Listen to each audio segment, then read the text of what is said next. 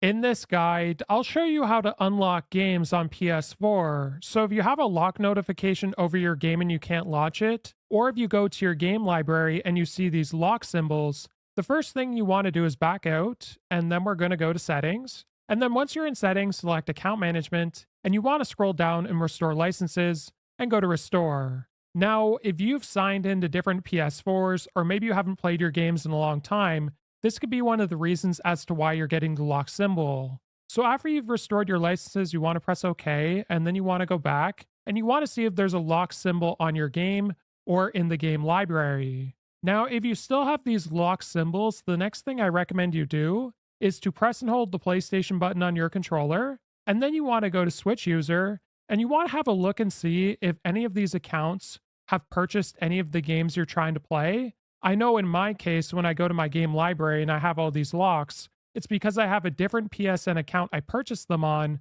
So in order to play them, I'd have to sign on to that account. And if I wanted to share the games with all the other PSN accounts on my PS4, I'd have to head into account management and activate it as my primary PS4.